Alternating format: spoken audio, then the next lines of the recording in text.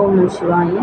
இன்றைக்கி பார்த்தீங்கன்னா டக்குன்னு யூடியூப்பாக அந்த இதை எடுத்து பார்க்குறேன். ஒரு போலீஸ்காரங்க வந்து சிரிச்சுக்கிட்டே இருக்கிறாங்க.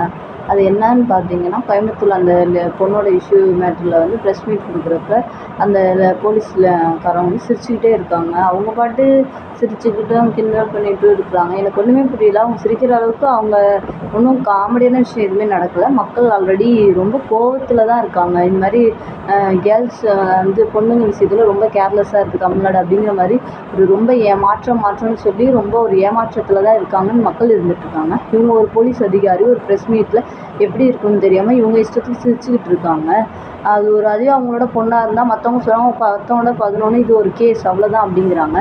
இதே அவங்க பொண்ணாக இருந்தால் 10ஓட 11 ஒரு கேஸுன்னு நினைப்பாங்களா? மக்களுக்கு வந்து அவங்க சேவை செய்ய தான் வந்துருக்காங்க. It's a servant. அவங்க வந்து அதிகாரின்னு சொல்கிறதெல்லாம் தப்பு. இனிமேல் அரசு அலுவலர்னு இனிமேல் எல்லாரையும் மாற்றுங்க. அவங்க ஒன்றும் அதிகாரியும் கிடையாது. இவங்க என்ன அவங்களே அவங்க காசில் எதுவும் சம்பளம் கொடுத்துருக்காங்க. மக்களோட வரி பணத்தில் அவங்களுக்கு சம்பளம் கொடுக்குறாங்க.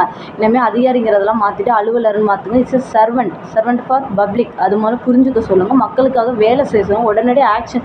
ஒரு கம்ப்ளைண்ட் கொடுத்தாங்க உடனடியாக ஆக்ஷன் எடுங்க.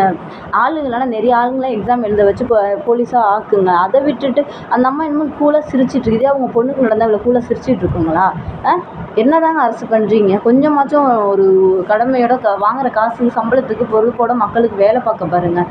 மேலும் முதலமைச்சர் விஜய் அவர்களுக்கு முக்கியமான வேண்டுகோள், இதை கொஞ்சம் கவனத்தில் கொள்ளணும். கொஞ்சம் நாடை வந்து கரெக்டான ரூல்ஸ் வந்து கொண்டு வரணும். ஸ்ட்ரிக்டாக ஃபாலோ பண்ண வைக்கணும் மக்களையும் அவங்க.